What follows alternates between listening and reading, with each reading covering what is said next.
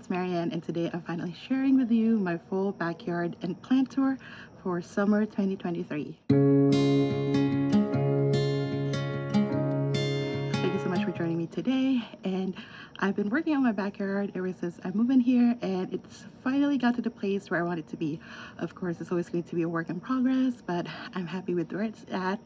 And as you know, I collect houseplants, and I put all of my houseplants, at least the ones that are with me, in the backyard. So there's not going to be an indoor houseplant tour since every plant is outside for the summer. But before we get started, if you're new to my channel, hi, my name is Marianne. Welcome to My Oasis Life, where I take you along my houseplant and sustainable lifestyle journey and share with you some of my tips and tricks along the way. So if that type of content interests you, make sure to subscribe to my channel before the end of this video, and make sure to like and comment down below. I would love to hear from you. But yeah, let's go ahead and get started. The light is gonna go in and out because it's been raining all week and it's being like overcast, sunny. So bear with the lighting. But let's start here while it's like kind of overcast. So when I first entered the backyard, this is the first thing I see: tropical bed, which is kind of like what I envisioned. Down here is the grazing ball that Business sent me. If you want to see the product review on that, check out my previous video in my backyard series, all linked down below.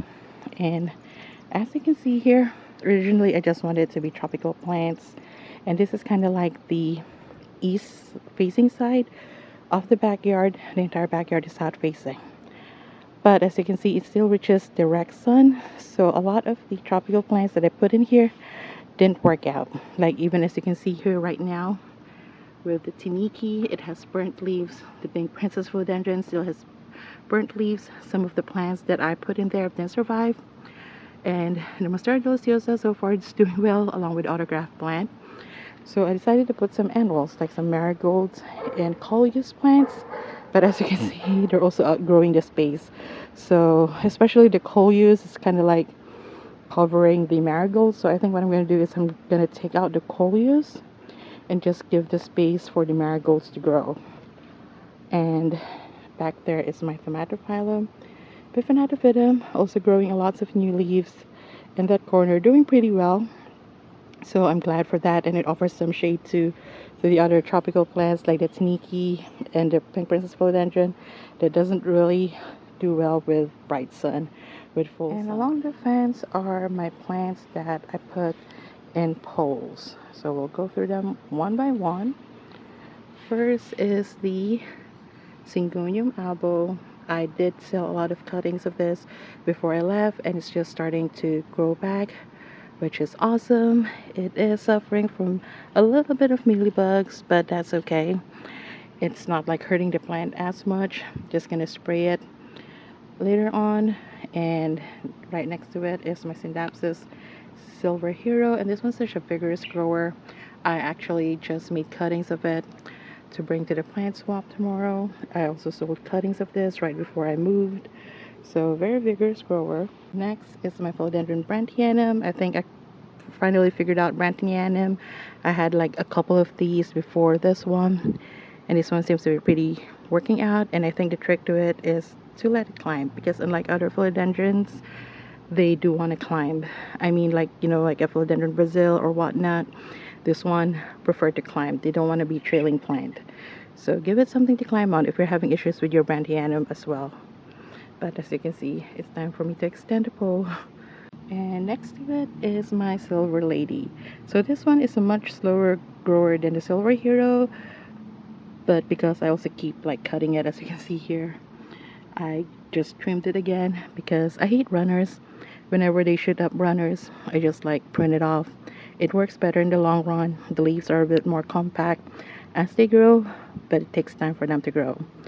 And next is the Epipanum pinnatum, which I actually got in the plant swap that I last went to. I'm gonna bring it there to get it swapped as well, or sell it, because I'm not really a fan of this plant. I thought I would be, but not really. It is a very vigorous grower though, so I think if you're into the Epipanum pinnatum, you would love this one, but not me.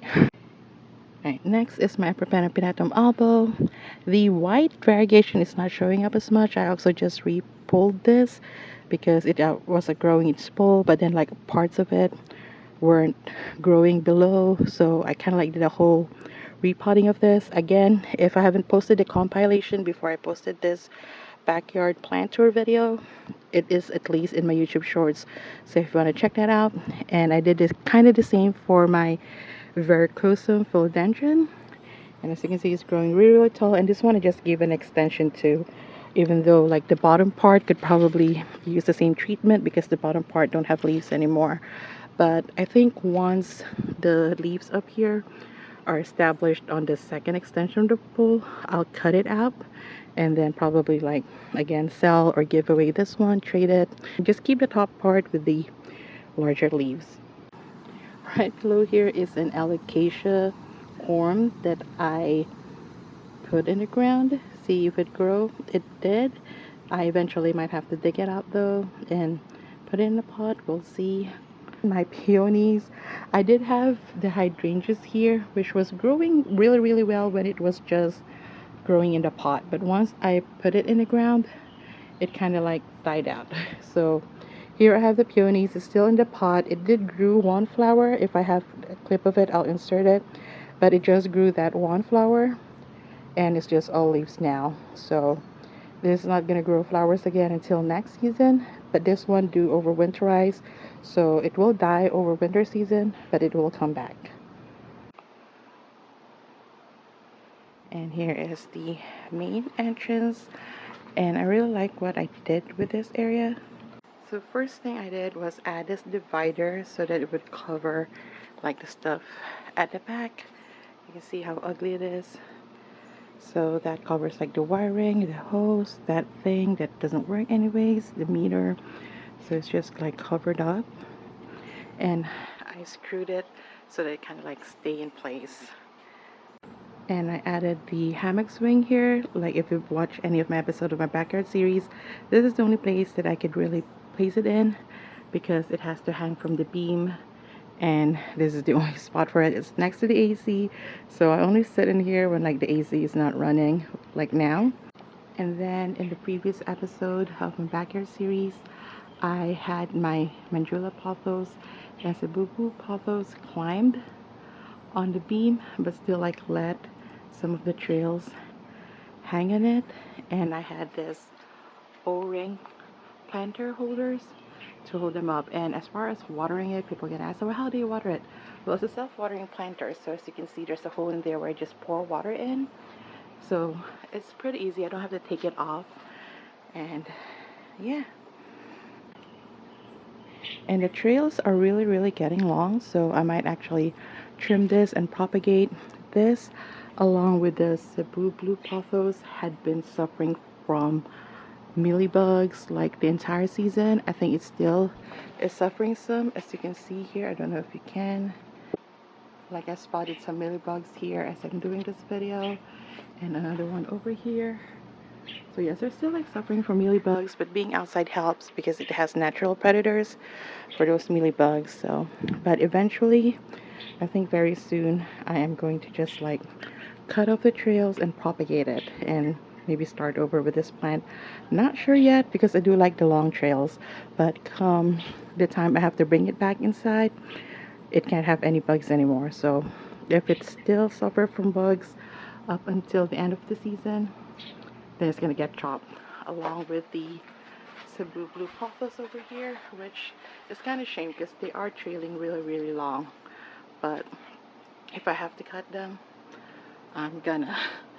But yes, I'm thinking of like just cutting it off here and then propagating these trails. I just like need time to do it. And this fiddle fig, I have another fiddle fig that is really large, and this is like my rescue fiddle fig that I bought recently. I probably did a Pinterest post on it or a shorts. I think it's a Pinterest post, so I would link it down in the description for you to check. But it is my rescue plant. I got it from Lowe's, and I just kind of like want to experiment with it because the first fiddle fig that I got was also a rescue plant, but this one is in a much better condition. And I know people are like always had issues with growing fiddle figs inside their homes, and this is actually pretty much inside. I just put it out for this video because otherwise this is the only plant that is indoors. And even in the basement, only growing under a grow light, with constant AC or heater on it. It's doing fine. I haven't had any issues with it. So I don't know if I've just been lucky with my fiddle fix, but no issues with this so far, knock on wood. And on this corner, right by my door, are three of my like trailing plants that haven't fully trailed yet, just starting to. First is the Trubii Moonlight Syndapsis, which I have iffy feelings about. Like before, when it first came out, I really wanted it, but now I don't feel too crazy about it. Kind of same way like the Jade Satin. It has been getting exposed to sun, so it's gonna get also sunburned as well. So it has kind of like cosmetic damage, not fully green, but it's still a great plant. I still do love it better than a regular Epipanum pothos. So definitely gonna keep it. I'm not looking to like give it up, especially since this one is not as common yet. But this one is becoming a lot more common in the market. So maybe this is something that I would let go down the line. We will see. And this one is my Hoya tricolor. I already sold my Hoya Princess right before I moved. I only kept this one. This one is a princess that I got from an import order, a gifted one, and I just combined it with the Hoya Crimson Queen. So that's why I just call it my Hoya Carnosa tricolor. And what I really love about this one is it's a vigorous grower of white leaves, and they stay on pretty long. So that's what I love about it. And yeah, so this one definitely keeping one of like my mainstay plants that I don't think I'll ever let go, because it's a slow enough grower that it doesn't take up much space, but it's also trailing now, so it's a beautiful plant to have whether hanging or on your or on my table. So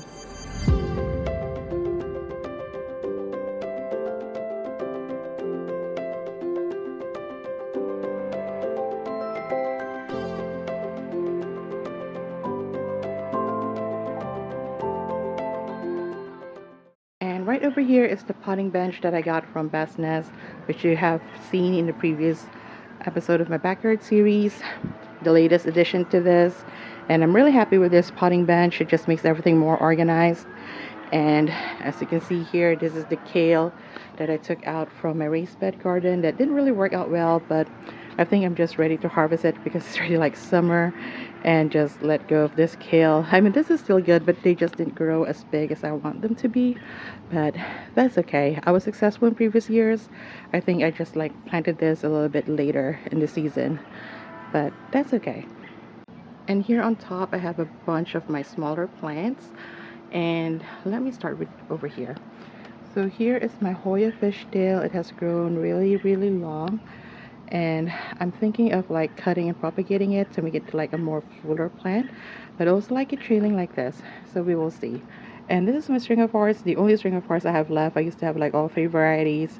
Now all I have is the Silver Glory. I got this I believe last year when I went to New York and visited the plant district. I also got this in like a bigger pot, and this is all that survived. And I lost the string of hearts regular and string of hearts variegated during my move here. I did lose a lot of plants when I transitioned here or moved here to this place, just because it's a new environment and everything. A lot of it I sold, which I'm glad I did, because a lot of it just died. So I'm glad that the plants that I sold and let go went into like nicer homes and hopefully are surviving.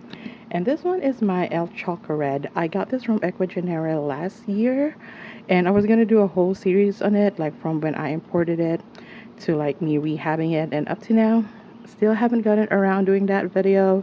I do have all the clips still. I might still put it out, but I believe I did put out the shorts of me repotting this at least. So you can see that. Go check out my YouTube shorts. You will see me repotting this and finally giving it a pull. And this one, basically what happened with this is like whatever size of plant that I got from Ecuagenera is huge, just beautiful. Didn't really acclimate well. It was reduced to like nodes, and fortunately, luckily, it grew back. So the other one on the shelf is the Hoya curtisii. This one also started out, it's like, I believe a very small cutting. It's huge now, and I don't mind losing the regular string of hearts because I have this.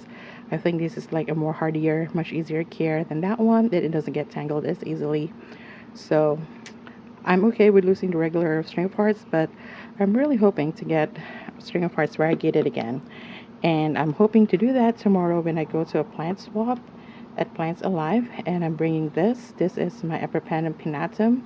It's one of like the plants that I took out when I repotted and repolled my Epipanum pinnatum. And I think I'm going to bring this to do a plant swap with. And I'm also bringing this silver lady that I propagated. So yeah. And below the potting bench is just like some supplies that I currently use. Not super organized, but that basket just has like most of the stuff. This bucket that I use for like watering and fertilizing, some of my sprays, and then my potting mat. And over here is just a prop box where I actually already have some cuttings that I want to bring for tomorrow's plant swap. So I have like the silver hero and silver lady cuttings in there. I'll see what else I can bring for tomorrow's plant swap. Okay, so this is the ficus audrey, and it has grown so much ever since I brought it here. I was kind of like worried that it won't acclimate well because it is a ficus, kind of like with the fiddleific tree that I rescued, but it's doing well, pushing out a lot of new growth, new branches even. So really excited and happy for this one, and I'm glad it's working out here. And over here is the patio set that I got from Facebook Marketplace for free. So I got them separately. This one, originally they were asking $50 for it, but when I was about to pick it up, they kind of like broke it. So they said they're just gonna give it to me for free, but it's not really broken. It's just like this one doesn't sit completely well on top, which is fine. I mean, it's just a patio table, and the rattan chairs were also for free. This one for me was like a great find, probably one of my best Facebook Marketplace find. And there's actually 4 of them. The other 2 is inside the house, and I just put 2 out here. And then I have my Hoya carrii, and I've been pruning this plant vigorously. It had like a bunch of growth already because they keep shooting up runners, and I hate runners. I think it did get a little bit sunburned because sometimes I forget to move it and it gets hit by direct sun. And over here, as you can see, there's a couple of new growth, and this one is actually supposed to be Hoya carrii reverse variegata, but I don't really see the variegation, especially as the leaf matures. I only see it like when the leaf is new, but that is okay. And so far it's working well in here. I had to change the pot it was in because it dropped one time and the pot broke, so I had to like repot it again. So, and the other plant that I have hanging is the Shangri-La pothos. So this plant, as much as I enjoy it, I think I'm ready to give it up. I'm bringing it to the plant swap tomorrow, see if somebody would want to trade for it slash maybe purchase it. It was suffering from mealybugs. It might be suffering from bugs still, I'm not sure, but I'm ready to let this plant go. So I'm gonna do that. I either gonna sell it for a low price or just like trade it off for something that I want, but we'll see. One of the first things I did in this garden after I like cleared it out with all the junk and the mess is to set up this raised garden beds that I got from Vigo Garden. This is the 8x11. For this one, I wanted it to be my vegetable and herb garden, and the other one I wanted to be my tropical bed. So initially I planted some like winter crops where like the tomatoes and peppers are. They didn't really work out. As you can see, I only had the kale. The herbs are doing pretty well. Like the rosemary is growing really tall. The marigold that I grew from seed. And this cilantro, I let it flower and let it go to seed because I want to harvest the seeds for like next season. But I might just trim it off. We will see. And then the basil, they're starting to grow. I had issues with slugs, which I hope I fixed. I think I kind of did. So they're starting to grow vigorously, but at first like the slugs were attacking the basil the most. And this marigold I also grew from seed. It's really huge now. The sage, this one I got from the farmer's market. Also need to like prune and trim it. This oregano I actually just transplanted from my previous garden, and it grows very vigorously. This grows like weed, so really no issues growing with the oregano. Another marigold and the lavender over there. And back here I replaced the winter crops with summer crops, just tomatoes and peppers because those I have experience growing. But I didn't grow this one from seed. I just bought them from the marketplace. So this one is Italian plum, and that is red plum. And Over here are peppers. I believe they're California peppers, and one of them is a banana pepper. The one in the middle is a banana pepper, and excited for those.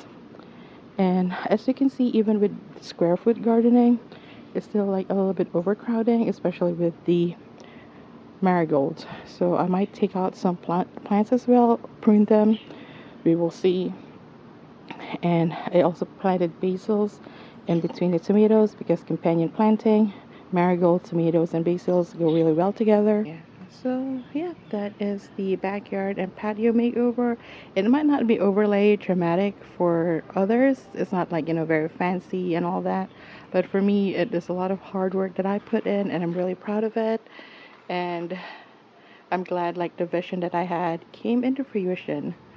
There were definitely some challenges along the way, and I had to like readjust some of the plans, but I'm glad it all worked out in the end. I still do think it's like pretty good for my first ever backyard and patio makeover.